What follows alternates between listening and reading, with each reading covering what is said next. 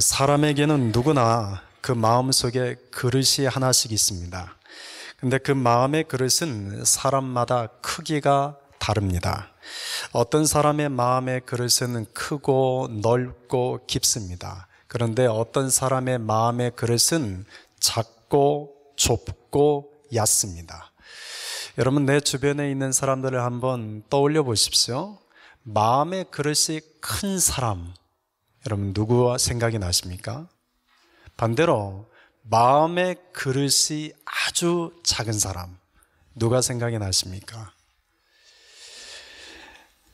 내 가장 가까이 있는 옆에 있는 그 사람은 여러분 마음의 그릇이 큰 사람입니까? 작은 사람입니까?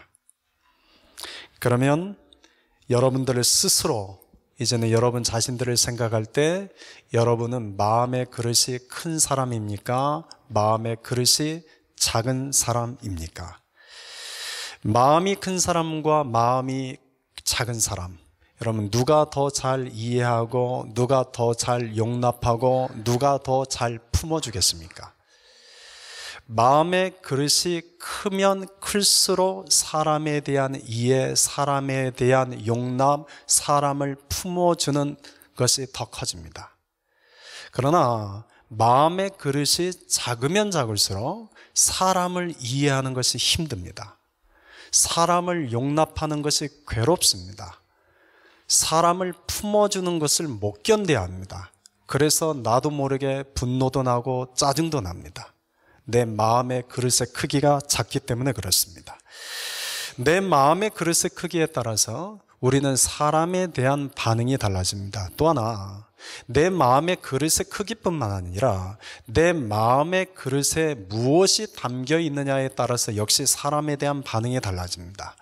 예를 들면 똑같은 그릇이 두 개가 있는데 하나의 그릇에는 우리가 마실 수 있는 물이 담겨 있고 하나의 그릇에는 우리가 마실 수 없는 오물이 담겨 있다고 합시다. 그러면 여러분 어떤 그릇이 사람에게 나눠줄 수 있습니까? 우리가 마실 수 있는 물이 담겨 있는 그 그릇은 우리에게 나눠줄 수 있습니다. 그러나 오물이 담겨 있는 그 그릇은 결코 우리에게 나눠줄 것이 없습니다. 마찬가지로 우리의 마음의 그릇에 무엇이 담겨 있느냐에 따라서 내 마음속에 있는 것으로 사람들에게 나눠줄 수도 있지만 반대로 내 마음속에 있는 것을 나눠주지 못하는 사람도 있습니다. 그러니 내 마음의 그릇의 크기, 또 내 마음속에 담겨진 내용물에 따라서 사람들에 대한 반응은 달라질 수밖에 없습니다. 오늘 말씀은 바로 이런 마음에 대한 이야기입니다. 오늘 말씀을 들으면서 여러분 각자가 내 마음의 그릇의 크기는 얼마나 될까? 그리고 내 마음의 그릇에 담겨져 있는 내용물은 무엇일까? 여러분들이 스스로 생각하고 돌아볼 수 있기를 바랍니다. 여러분에게 설교를 들어가기 전에 여러분의 목사로서 부탁을 드립니다. 제발 이 설교를 들을 때 남 보지 마십시오. 제발 부탁입니다. 설교 잘못 들으시는 겁니다. 오늘 여러분이 이 설교를 들으실 때는 나를 보십시오. 나는 어떤 사람인가? 오늘 예수님께서 제자들에게 이 말씀을 하십니다. 우리가 지난주 살펴본 말씀은 원수를 사랑하라는 말씀이었습니다. 원수 같은 자들을 사랑하라. 여러분, 이 사랑이라는 단어의 반대말은 뭘까요? 사랑이라는 단어의 반대말은 뭡니까? 미움 또는 무관심. 저는 이 사랑이라는 단어의 반대말은 교만이라고 생각을 합니다. 왜냐하면 마음에 사랑이 없는 사람은 교만합니다. 교만한 사람들을 보면 마음에 사랑이 없습니다. 하나님에 대한 마음의 사랑이 없는 자는 하나님 앞에서 교만합니다. 그러나 또 사람에 대해서 사랑하는 마음이 없는 자는 사람에 대해서 교만하고 때로는 사람에게 무례하게 대합니다. 사랑이 없기 때문에 그렇습니다. 제자는 마음에 사랑이신 예수님을 모시고 사는 사람입니다. 제자는 사랑이신 예수님을 마음에 모시고 살 뿐만 아니라 사랑이신 그 주님을 닮아가는 사람입니다. 그런데 여러분, 우리가 20절부터 지금 살펴보고 있는 이 주님의 말씀은 일반 무리들에게 하신 말씀이 아니라 제자들에게 하고 계시는 말씀이라는 것을 잊지 마십시오. 20절에 이렇게 기록되어 있죠. 예수께서 눈을 들어 제자들을 보시고 이르시되. 그런데 여러분, 제자라고 해서 지금 이 주님의 말씀이 다 귀에 들리는 건 아닙니다. 여러분, 우리가 지난주, 지지난주 계속 살펴보지 않았습니까? 하나님 나라에 복 있는 자는 누구인가? 원수와 같은 자도 사랑의 관계를 맺으라. 이 말씀이 아무나 다 들을 수 있는 말씀이 아닙니다. 물론 듣기는 하지만 그 말씀이 내 귀에 들려서 내 마음에 새겨지는 사람 그리 많지 않습니다. 그래서 27절에 하시는 말씀은 그러나 너희 듣는 자에게 내가 이른다. 여러분, 들을 귀 있는 자에게 주님이 하시는 말씀입니다. 사랑하는 성도 여러분, 오늘 저와 여러분이 정말 들을 귀 있는 자들이 되었으면 좋겠습니다. 그래서 나를 향하여 하시는 주님의 말씀, 오늘은 주님이 나에게 무엇을 말씀하시는가, 이 말씀에 귀를 기울일 줄 아는 복된 자들이 되었으면 좋겠습니다. 그런데 마음이 딱딱하고 마음이 굳어있는 사람은 결코 오늘 주님의 말씀이 들리지 않을 겁니다. 마음이 부드럽고 마음이 겸손한 사람만 오늘 말씀이 귀에 들려올 것입니다. 바라기는 성령께서 우리 안에 역사하셔서 우리의 굳어지고 딱딱한 마음을 부드럽게 변화시켜 주시고 우리를 겸손하게 하셔서 오늘 주님의 말씀이 들리는 자들이 되기를 소망합니다. 오늘 주시는 말씀에 육으로 반응하는 자가 아닌 영으로 반응하는 자들이 되시기를 바랍니다. 여러분, 육으로 반응하는 자들은 어떤 사람입니까? 육으로 반응하는 자들은 오늘 이 말씀이 전혀 귓가에 들리지 않기 때문에 아마 졸음이 몰려올 겁니다. 그리고 저한테 계속 인사하실 것입니다. 그러나 제가 그 인사는 받아들이지 못하겠습니다. 두 번째, 육의 반응을 보이는 사람은 오늘 이 말씀을 들으면서 분노가 날지 모릅니다. 짜증이 날지 모릅니다. 왜 하나님의 말씀을 들으면서 내 마음에 분노가 나고 짜증이 날까요? 주님의 말씀에 문제가 있었을까요? 아니요. 여러분의 마음에 문제가 있기 때문에 그렇습니다.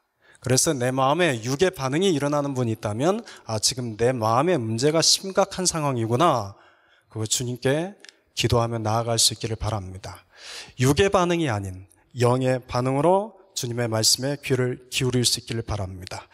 오늘 말씀의 핵심은 37절과 38절입니다. 오늘은 이 말씀을 중심으로 해서 전체 말씀을 함께 나누고자 합니다. 오늘 37절, 38절에는 4개의 명령어가 있습니다.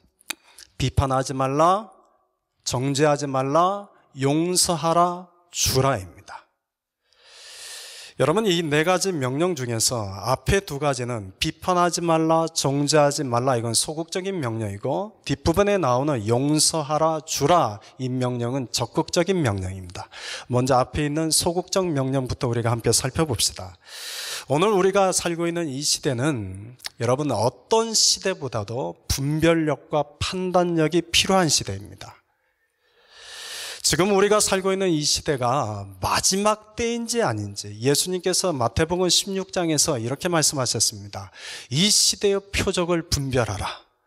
이 시대의 마지막 표적의 때가 왔는지 안 왔는지 우리는 분별해야만 합니다. 또한 우리는 이것이 진리인지 이것이 진리가 아닌지를 분별해내야 됩니다. 또한 이것이 사랑인지 아니면 사랑을 가장한 불륜이요 사랑을 가장한 악행인지 이걸 구분해내야 합니다. 또한 내가 하는 것이 믿음으로 하는 것인지 아니면 나의 신념으로 하는 것인지 구분해내야 됩니다. 내가 하고 있는 그것이 하나님이 나에게 주신 비전인지 아니면 내 욕심을 채우기 위한 나의 야망인지도 구분해내야 됩니다. 무엇보다도 우리가 살고 있는 이 시대는 정보의 홍수입니다. 요즘 특히 여러분 유튜브를 통해서 여러분 수없이 많은 정보를 여러분 보고 있지 않습니까? 그런데 개인 방송을 하는 그 유튜브에서 나오는 그 수많은 정보들 중에는 참도 있지만 거짓도 많습니다. 무엇이 참인지 무엇이 거짓인지 구별할 줄 아는, 분별할 줄 아는 그런 분별력과 판단력이 우리에게는 있어야 됩니다. 그런데 오늘 예수님께서 비판하지 말라, 판단하지 말라, 정죄하지 말라 말씀하십니다. 여러분, 예수님께서 이렇게 말씀하시는 것은 우리에게 너희에게는 분별력도 필요 없고 판단력도 필요 없다. 너에게 있는 그 분별력과 판단력을 그냥 무시하고 살아라. 그런 의미에서 이 말씀하신 건 아니겠죠. 우리에게는 분별력이 있고 판단력이 필요한데 우리에게 주어진 이 분별력과 판단력은 기억하십시오. 참과 거짓, 진리와 비진리, 선과 악을 구분하기 위해서 사용하라고 주신 것이지 우리에게 주신 그 분별력과 판단력으로 내 옆에 있는 지체를 비판하고 판단하고 정죄하라고 주신 것이 아닙니다. 예수님께서 판단하지 마라, 정죄하지 마라 이렇게 말씀하시는 것은 너희 안에 있는 그 분별력과 판단력을 가지고 사람을 분별하고 사람을 판단하고 사람을 정죄하는 일에 사용하지 마라 그런 말씀인 거죠. 여러분, 칼이라는 것은 우리가 잘 아는 것처럼 칼은 손에 들고 있을 때 다른 사람에게도 유익이 될 수 있고 나에게도 유익이 될 수 있습니다. 그런데 그 칼을 어떻게 쓰냐에 따라서 그 칼이 다른 사람을 해치는 도구가 되기도 하고 나를 해치는 도구가 될 수도 있습니다. 마찬가지로 우리 안에 있는 분별력과 판단력이라는 것은 내가 그걸 어떻게 사용하냐에 따라서 모두에게 유익이 될 수도 있지만 그 분별력과 그 판단력이 자칫 남을 판단하고 남을 정죄하는 데 사용하기 시작하면 다른 사람도 다치게 하고 결국 내 자신도 다치게 만듭니다. 그래서 주님이 분별력, 판단력을 가지고 비판하지 마라, 정죄하지 마라 말씀하시는 겁니다. 오늘 말씀에 좀 더 귀를 기울여 봅시다. 비판하지 말라, 그리하면 너희가 비판을 받지 않을 것이요. 정죄하지 말라, 그리하면 너희가 정죄를 받지 않을 것이요. 여러분, 이 말씀을 뒤집어서 이야기하면 너희가 비판하면 비판받을 각오해라. 너희가 정죄하면 너희도 정죄받을 각오해라 이런 말씀이 있어요. 여러분, 이때 누구한테 비판받고 누구한테 정죄받는 것입니까? 하나님입니다. 하나님이 우리를 비판하고 하나님이 우리를 정죄하신다는 겁니다. 다시 말하면 하나님이 우리를 심판하신다는 겁니다. 오래전에 USC에서 사람들을 대상으로 이런 실험을 했습니다. 사람이 하루 동안에 얼마나 많은 거짓말을 하는가. 그래서 20명의 실험자를 모집을 했습니다. 그리고 실험에 들어가기 전에 한 사람씩 먼저 인터뷰를 했습니다. 당신은 하루에 거짓말을 몇 번 하는 것 같습니까? 20명이 쭉 답을 했는데 하루에 제일 많이 거짓말 한다고 대답한 사람이 나는 하루에 3번 합니다. 거의 대다수는 나는 어쩌다 한 번, 2번, 또 소수의 사람들은 나는 거짓말 전혀 안 합니다. 인터뷰 결과를 가지고 이제 그 20명의 실험자들에게 소형 마이크를 달아줬습니다. 그리고는 실험자가 여러 가지 토픽을 주면서 서로 대화를 나누게 만들었죠. 그렇게 해서 과연 거짓말을 얼마나 하는가 조사를 시작했습니다. 여러분, 실험 결과 사람이 평균 하루에 몇 번 거짓말했을까요? 200번입니다. 물론 사람을 안 만나고 나는 집안에만 있으니까 괜찮아, 뭐 이런 사람 괜찮죠.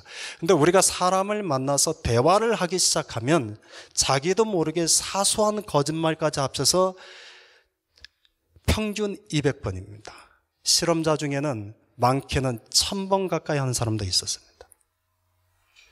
여러분, 이 실험의 결과가 우리에게 보여주는 것은 분명합니다. 우리는 내가 생각하는 것보다 내 자신이 형편없는 자일 수 있다는 겁니다.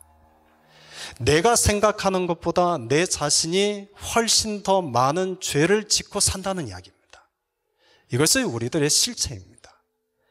그런데 그 주님이 내가 너희를 비판하고 내가 너희를 정죄할 것이다. 그러면 여러분, 이 주님의 심판대 앞에서 자유로울 수 있는 사람이 누가 있겠습니까?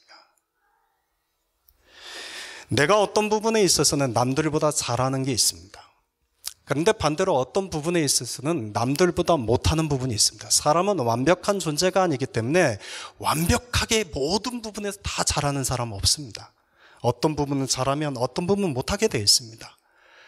그런데 여러분, 우리가 비판하고 판단하고 정죄하는 것들을 가만히 들어보면 저 사람이 잘하는 것을 가지고 비판하고 판단하고 정죄하는 것이 아니라 저 사람이 못하는 부분을 가지고 정죄하고 판단할 때가 많습니다. 그런데 하나님은 결코 우리에게 완벽한 걸 요구하지 않죠. 여러분, 성경에 나오는 수많은 믿음의 사람들을 보십시오.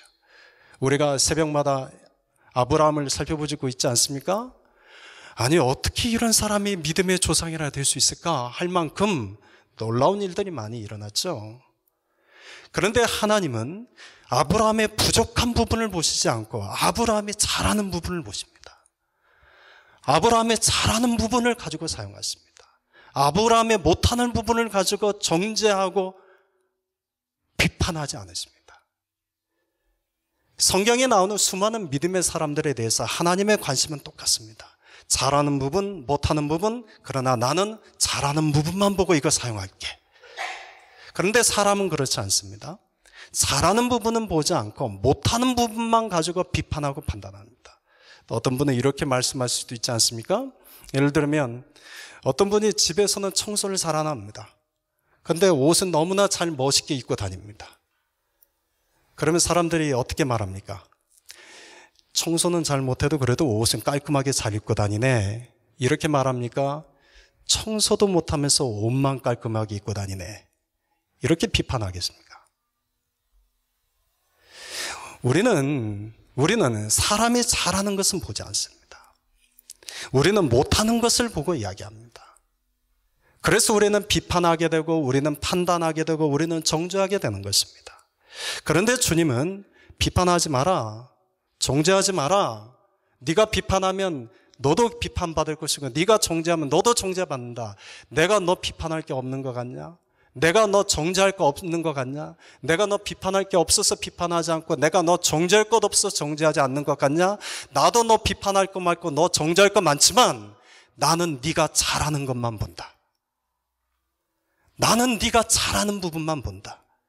여러분, 주님이 이 말씀하시는 겁니다. 이것이 바로 하나님 나라의 사고방식인 겁니다. 이것이 바로 하나님 나라의 안목이 있는 사람입니다. 그런 사랑하는 성도 여러분, 오늘 우리에게 주신 말씀대로 옆에 있는 지체들을 바라볼 때 그 사람이 잘하는 부분을 보십시오. 비판하고 정죄하지 마십시오. 이것은 우리의 몫이 아닙니다. 그것은 주님의 몫입니다. 주님께서 비판하지 말라, 또 정죄하지 말라 하시고 세 번째 이렇게 말씀하십니다. 이제는 적극적으로 말씀하십니다. 용서하라. 그리하면 너희가 용서를 받을 것이요. 여러분, 사람이 제일 어려운 것이 뭡니까? 비판하지 말라, 정죄하지 말라. 이것은 그래도 노력해 볼 수 있죠. 근데 여러분, 용서하는 것은 쉽습니까? 어렵습니까? 용서하는 것 쉬운 분 있으십니까? 우리에게 가장 쉬운 것은 비판하는 것입니다. 정죄하는 것입니다. 허물을 들춰내는 것입니다. 그런데 주님은 우리가 쉽게 할 수 있는 것은 하지 말라 말씀하시고 우리가 제일 어려운 것은 용서하는 것인데 용서하라 말씀하십니다. 용서하라. 그리하면 너희가 용서를 받을 것이다. 마태복음 6장 14절 15절에서도 너희가 사람의 잘못을 용서하면 너희 하늘 아버지께서도 너희 잘못을 용서하시려니와 너희가 사람의 잘못을 용서하지 아니하면 너희 아버지께서도 너희 잘못을 용서하지 아니하시리라. 여러분, 그런데 누가 용서의 삶을 살 수 있습니까? 여러분, 누가 용서할 수 있습니까? 용서라는 것은 하나님의 용서를 경험한 자만이 용서할 수 있습니다. 하나님의 사랑을 경험한 자가 사랑할 수 있고 하나님의 은혜를 받은 자가 은혜를 베풀 수 있는 것처럼 하나님의 용서를 경험한 자만이 용서를 할 수 있습니다. 그런데 오늘 본문에 보십시오. 용서하라. 그리하면 너희가 용서를 받을 것이요. 우리에게 먼저 용서하라고 말씀하시는 것 같습니다. 그런데 여러분, 우리는 먼저 주님께서 왜 먼저 용서하라고 말씀하시나? 지금 이 말씀을 듣고 있는 자들은 제자들입니다. 그 제자들에게 예수님께서 너희는 용서하라 먼저 이렇게 말씀하시는 이유가 있죠. 그 전제 조건은 뭐냐면 이미 너희는 나에게 용서받은 자가 아니냐, 너희는 이미 나에게 용서받은 자가 아니냐, 그러니 용서하라는 거죠. 마찬가지죠. 오늘 저와 여러분이 주님 앞에 이 자리에 있는 것은 우리는 용서받은 자이기 때문에 이 자리에 있는 겁니다. 그렇기 때문에 주님이 우리에게도 동일하게 말씀하십니다. 용서하라. 그리하면 너희가 용서를 받으리라. 마태복음 18장에 보면 우리가 잘 아는 1만 달란트 탕감받은 종에 대한 이야기가 있지 않습니까? 여러분, 1만 달란트가 얼마나 큰 액수인지 아십니까? 1만 달란트가 일용직 노동자가 16만 년을 열심히 쉬지 않고 일해 모아야 하는 돈입니다. 여러분 상상해 보십시오. 16만 년 동안 하루도 쉬지 않고 일해서 모을 수 있는 액수가 1만 달란트입니다. 그러니 1만 달란트라는 것은 우리가 이 땅에서 도저히 해결할 수 없는 그 어마어마한 액수입니다. 그런데 그 주인이 이 종에게 1만 달란트를 탕감해 줬습니다. 그랬더니 우리가 잘 아는 것처럼 밖에 나가자마자 100데나리온 빌려준 친구를 만나게 됩니다. 100데나리온이라는 것은 1데나리온이 하루 일용적의 품삯이니까 100데나리온이면 100일 분이죠. 그러니까 100데나리온도 결코 적은 액수가 아닙니다. 굉장히 큰 액수입니다. 그런데 이 종은 좀 전에 16만 년 동안 일해 모을 수 있는 어마어마한 액수를 탕감받았습니다. 그런데 100데나리온 빚진 친구를 만나자마자 돈 갚지 않는다고 그를 멱살을 잡고 끌고 가서 옥에 가둬버렸습니다. 그래서 이 이야기를 전해드는 주인이 이 종을 다시 불러드립니다. 그리고 그 종에게 하는 말이 이 말씀입니다. 마태복음 18장 32절 33절에 보면 이렇게 말하죠. 악한 종아, 네가 빌기에 내가 네 빚을 전부 탕감하여 주었거늘 내가 너를 불쌍히 여김과 같이 너도 네 동료를 불쌍히 여김이 마땅하지 아니하냐. 이 악한 종아, 내가 너에게 모든 죄를 다 탕감하여 줬는데 너는 내가 너를 불쌍히 여긴 같이 너도 네 동료를 불쌍히 여기는 것이 마땅하지 않겠느냐 하고는 그 종을 감옥에 가둬버립니다. 그리고는 이 이야기의 마지막 결론으로 예수님께서 이렇게 말씀하십니다. 너희가 각각 마음으로부터 형제를 용서하지 아니하면 나의 하늘 아버지께서도 너희에게 이와 같이 하시리라. 이와 같이 하시리라. 여러분, 오늘 이 말씀에 있어서 여러분들이 또 주의 깊게 들으셔야 될 대목이 있습니다. 용서하라, 용서하라. 이 부분보다 그 뒷부분, 그리하면 아버지께서 너희를 용서하리라. 그런데 반대로 너희가 용서하지 않으면 너희 아버지께서도 너희에게 용서한 것은 철회하시겠다. 굉장히 심각한 말씀입니다. 그런데 우리 중에 어느 누구도 성경을 무수히 읽고 이 말씀을 보았음에도 불구하고 이 말씀이 얼마나 심각한 말씀인지 생각하지 않고 그냥 읽어내려고 합니다. 여러분, 우리는 이미 용서받은 자입니다. 그런데 우리가 용서하지 않으면 하나님이 우리의 했던 그 용서를 철회하시겠다는 내용입니다. 사람들이 이 말씀 보고 대개에 이렇게 말을 하죠. 내가 용서의 마음이 안 드는데 어떻게 용서합니까? 내 용서의 마음이 들 때까지 하나님도 기다려주지 않겠어요? 내 용서의 마음이 들지 않으니까 하나님도 이해하시겠죠. 나만 그러나요? 다 그러던데요. 그러니 하나님도 용서하시겠죠. 이해하시겠죠. 여러분, 이 생각은 주님의 말씀입니까? 내 소견입니까? 내 소견이죠. 사람들은 하나님의 말씀 붙들고 사는 것 같지만 사실은 내 소견에 따라 살아갑니다. 주님의 말씀은 너희는 이미 용서받은 자인데 용서하지 않으면 그 용서 내가 철회하겠다. 그런데 어느 누구도 이 말씀을 심각하게 시리어스하게 받아들이지 않습니다. 사랑하는 성도 여러분, 여러분도 오늘 이 말씀에 깊이 있게 받아들일 수 있는 자들이 되시기를 소망합니다. 예수님의 제자들에게 이 말씀을 하실 때 그 제자들에게 동일한 그 마음 아니겠습니까? 야, 용서해. 그래야 하나님이 너를 그 용서 끝까지 지켜주셔.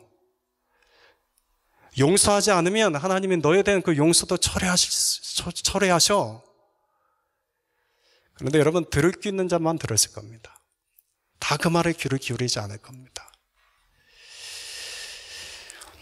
그런데 주님은 용서하라는 말씀에서 멈추지 않고 한 가지 더 말씀하십니다. 주님이 우리에게 요구하시는 것을 가만히 들어보면 주님이 때로는 우리를 받아들이실 때는 한없이 받아주십니다.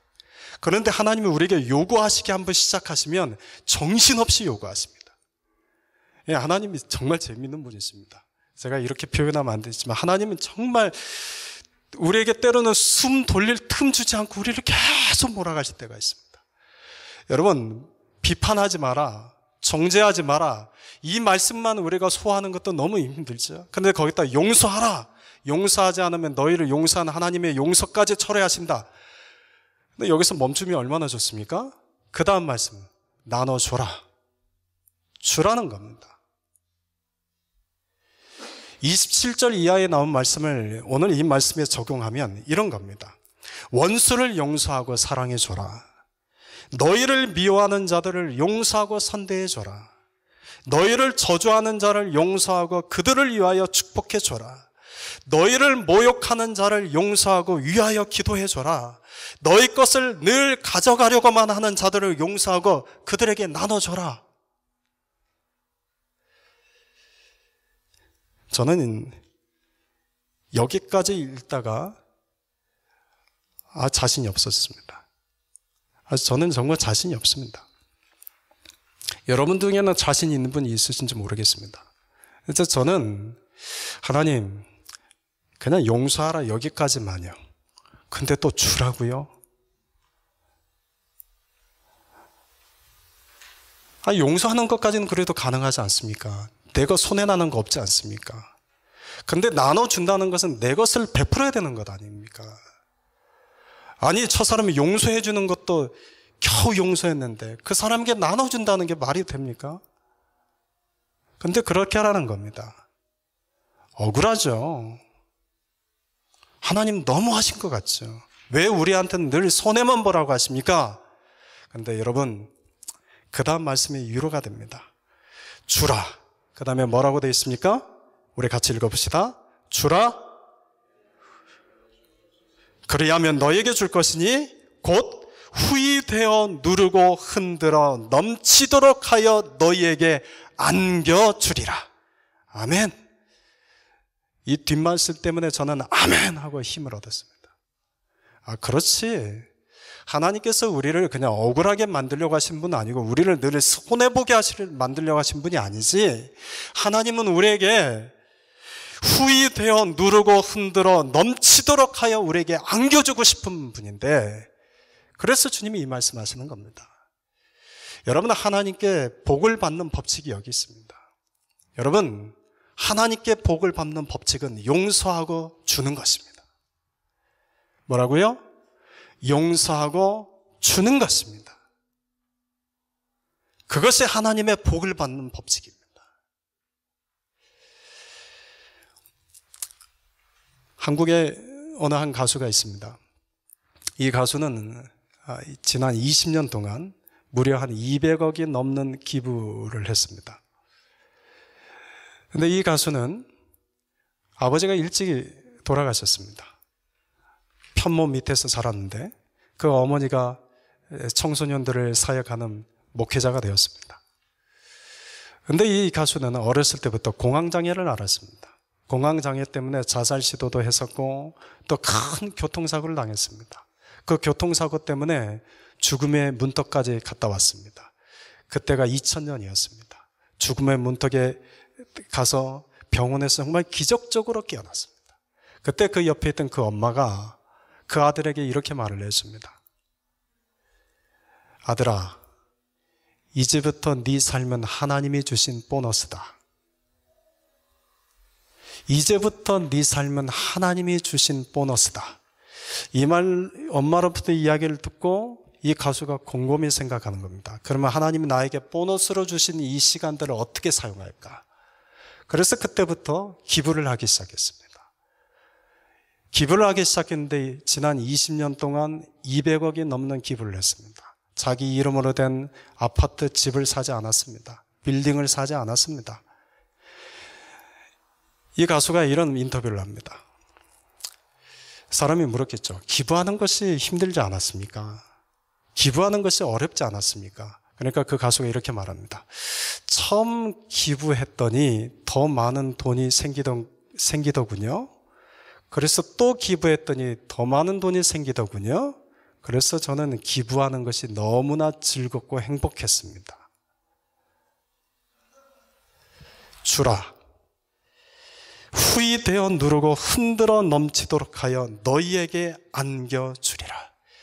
여러분, 이것이 하나님께 복을 받는 법칙입니다. 그런데 이 가수는 용서하지는 하지 않았죠. 그냥 나눠주기만 했죠. 그런데도 하나님께서 이렇게 복을 주셨다면, 여러분, 우리가 오늘 주님의 말씀처럼 우리가 용서하고 나눠주는 삶을 산다고 하면 하나님께서 우리에게 얼마나 많은 복을 주시겠습니까? 사랑을 베푸는 자에게 하나님 더 큰 사랑의 복을 주십니다. 은혜를 베푸는 자에게 하나님께서 더 큰 은혜의 복을 주십니다. 이것이 하나님의 법칙입니다. 그래서 받는 자가 기쁠까요? 주는 자가 기쁠까요? 받는 자가 복될까요? 주는 자가 복될까요? 아멘입니다. 여러분들이 그런 분들이 되시기를 바랍니다. 그런데 세상의 선생들은 이렇게 말하죠. 야, 어떻게 원수를 용서하냐? 거기다가 나눠주기까지? 야, 어떻게 너희를 모욕하고 너희를 미워하고 너희를 저주한 자들을 용서하냐? 그런 자들을 위해서 축복해주고 위해서 기도해준다고? 세상의 선생님들은 이렇게 말을 합니다. 그 어리석은 자지, 그 바보 같은 자지. 아이가 동네 놀이터에서 다른 동네 아이한테 한 대 얻어맞고 울면서 집에 들어옵니다. 그럼 부모가 뭐라고 합니까? 그 아이한테? 그래, 잘했다. 잘 참았다. 이렇게 말합니까? 이 바보 같은 것이 지도 한 대 가서 때려야지. 바보처럼 울고 들어와? 이렇게 말합니까? 여러분, 대개 세상의 사람, 세상의 선생들, 그리고 부모들은 손해나는 것을 견디지 못하죠. 너 왜 바보같이 당하기만 해? 아니, 원수를 용서하고 원수를 사랑한다고? 너를 모욕하고 너를 저주하고 너를 미워하는 자를, 그들을 용서하고 축복해주고 위해서 기도해준다고? 그래서 오늘 39절에 예수님이 이 말씀하시는 겁니다. 맹인이 맹인을 인도할 수 있느냐? 둘이 다 구덩이에 빠지지 아니하겠느냐? 여러분, 세상에 가르치는 이 선생들이라는 것은 바로 이 맹인과 같다는 거죠. 그런데 하나님 나라를 제대로 가르쳐 줄 수 있는 선생님은 예수님밖에 없습니다. 그래서 그 예수님이 40절에 이렇게 말씀하십니다. 제자가 그 선생보다 높지 못하나 무릇 온전하게 된 자는 그 선생과 같으리라.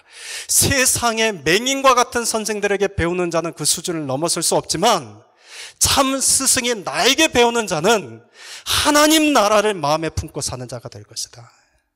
세상에 감당할 수 없는 그런 자가 될 것이다.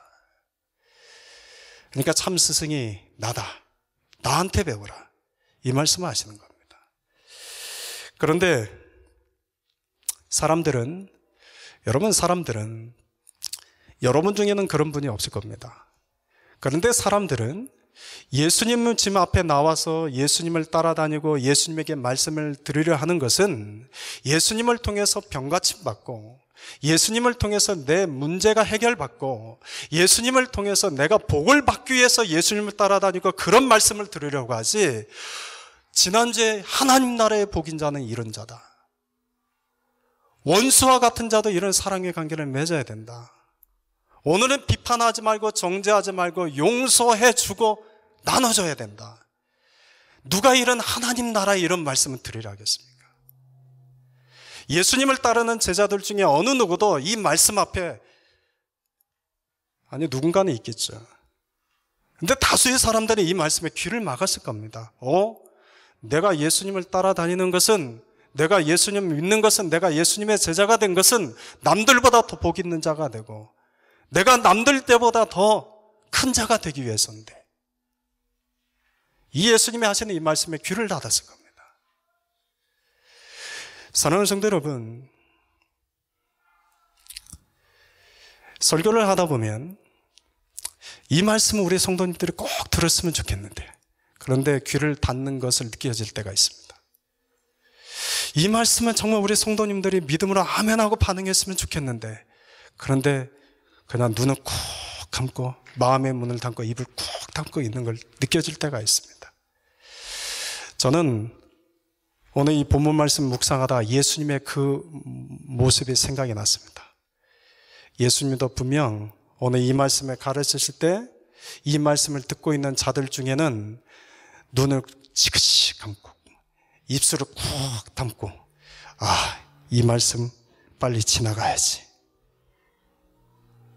이 말씀 빨리 지나가야지. 조금도 듣지 않고 있다는 걸 느꼈을 겁니다. 그래서 예수님께서 제자들에게 41절, 42절에서 또 이 말씀합니다. 여러분 41절, 42절 함께 읽겠습니다. 어찌하여 형제의 눈 속에 있는 티는 보고 네 눈 속에 있는 들보는 깨닫지 못하느냐? 너는 네 눈 속에 있는 들보를 보지 못하면서 어찌하여 형제에게 말하기를 형제여 나로 네 눈 속에 있는 티를 빼게 하라 할 수 있느냐? 외식하는 자여 먼저 네 눈 속에 들보를 빼라. 그 후에야 네가 밝히 보고 형제의 눈 속에 있는 티를 빼리라. 무슨 말입니까? 먼저 너 자신이나 돌아보라. 먼저 너나 잘하라는 거죠. 남 비판하지 말고 남 정죄하지 말고 너나 잘하라, 이 말씀이죠. 사람들은 다른 사람에 대해서는 굉장히 엄격합니다. 그런데 내 자신에 대해서는 어떻습니까? 엄격합니까? 관대합니까? 남에 대해서는 엄격하지만 나 자신에는 관대합니다. 그리고 다른 사람이 지은 죄와 허물에 대해서는 예민하게 반응하지만 정작 내가 짓는 죄와 허물에 대해서는 굉장히 둔감하게 반응합니다. 합리화시킵니다. 이 정도는 뭐 괜찮지. 하나님도 이런 나를 이해하시지. 이게 우리입니다. 그런데 오늘 주님이 말씀하시는 거죠. 내가 너 다 안다. 내가 너 다 안다. 그래 너나 잘하라. 내가 너 다 아니까 너는 먼저 너 자신이나 돌아보라. 그 말씀인 거죠. 42절에 보면 여러분 외식하는 자여라고 말씀하십니다. 외식하는 자여. 이 외식하는 자라는 단어는 바리새인들과 서기관들에게 쓰신 단어입니다. 그런데 지금 예수님의 말씀을 듣고 있는 제자들 앞에서 또 예수님의 이 말씀을 듣고 있는 성도들 앞에서 오늘 예수님이 네 누나에 든 들보는 살피지 않고 남의 누나에 든 티만 들춰내는 자는 이런 바리새인들과 서기관처럼 외식하는 자다. 이 굉장한 모욕적인 말씀이죠.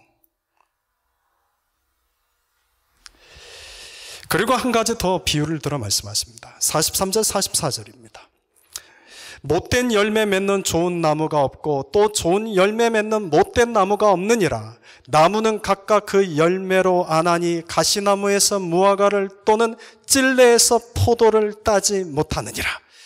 여러분 이 비유의 말씀의 핵심이 이거죠. 좋은 나무가 좋은 열매를 맺는다. 당연한 거죠. 그런지 좋은 열매를 맺는 것을 보면 좋은 나무라는 거죠. 그런데 나무 중에는 좋은 나무도 있는가 하면 나쁜 나무도 있는 거죠. 마찬가지로 오늘 주님의 이 말씀을 듣고 있는 제자들 중에는 좋은 제자가 있는가 하면 나쁜 제자도 있다는 거죠. 오늘 이 말씀을 듣고 있는 성도들 중에는 좋은 성도가 있는가 하면 나쁜 성도도 있다는 거죠. 그러니 주님이 먼저 너 자신을 돌아봐서 네가 좋은 제자인지 나쁜 제자인지 돌아보라. 네가 좋은 성도인지 나쁜 성도인지 스스로를 먼저 생각해봐라. 이 말씀인 거죠. 사랑하는 성도 여러분, 여러분은 좋은 성도이십니까? 나쁜 성도이십니까? 여러분은 좋은 제자이십니까? 나쁜 제자이십니까? 어쩌면 우리는 이 부분에서 자신 있게 대답하지 못할 것입니다. 그런데 이 말씀을 주신 것은 그러니 너희에게 문제가 있다 이 말씀하시기 위해서 주시는 게 아니죠. 그렇기 때문에 오늘 이 말씀이 또 다른 우리를 향한 정죄가 되고 판단이 되겠죠. 근데 주님이 이 말씀하시는 것은 이제부터라도 좋은 제자가 되라. 이제부터라도 좋은 성도가 되라. 좋은 제자가 되고 좋은 성도가 되기 위해서 그 방법 하나님 나라의 사고방식처럼 비판하지 마라, 판단하지 마라, 용서해라, 그리고 나눠줘라. 그런데 이 말씀을 내 마음에 담는 사람은 여러분 아멘 할 것입니다. 오늘 마지막 결론은 45절입니다. 45절을 보십시다. 같이 읽겠습니다. 선한 사람은 마음에 쌓은 선에서 선을 내고 악한 자는 그 쌓은 악에서 악을 내나니 이는 마음에 가득한 것을 입으로 말함이니라. 여러분, 결국 예수님이 또 마음의 문제로 말씀하시죠. 사람이 정죄하고 판단하는 말을 하는 것은 결국 그 마음의 문제가 있다. 우리가 서두에서 이 말씀 드렸죠? 여러분, 사람의 그 마음의 크기에 따라서 용납하고 이해하는 정도가 달라집니다. 또 하나, 그 마음에 담겨져 있는 내용물에 따라서 역시 용납하고 이해하는 정도가 달라집니다. 그런데 오늘 주님이 우리에게 내 마음의 그릇에 담을 만한 말씀을 주셨습니다. 비판하지 마라, 정죄하지 말라, 용서하라, 나눠줘라. 선택은 우리 몫입니다. 우리 마음의 그릇 안에 오늘 우리 주님이 주신 그 말씀을 담고 사는 자는 하나님 나라를 살아가는 자가 될 것입니다. 그러나 오늘 우리에게 주신 주님의 말씀을 들었음에도 불구하고 오늘 이 말씀을 내 마음에 담지 못하고 자꾸 튕겨내고 내 소견에 오른 대로 맹인된 세상 선생들이 가르쳐주는 그 말씀 이야기만 내 마음에 담고 살아간다면 그 사람은 여전히 나쁜 제자요, 나쁜 성도요, 좋은 열매를 맺지 못하는 자로 살아가게 될 것입니다. 사랑하는 성도 여러분, 오늘 예수님은 저와 여러분에게 좋은 제자가 되기를 원하십니다. 예수님은 저와 여러분에게 좋은 성도가 되기를 원하십니다. 좋은 열매를 맺는 자가 되기를 원하십니다. 그러니 이 말씀을 내 마음에 담아둡시다. 비판하지 말라, 정죄하지 말라, 용서하라, 주라. 이 말씀을 우리 마음에 담아두고 살아가는 복된 하나님의 사람들 될 수 있기를 바랍니다. 기도하겠습니다.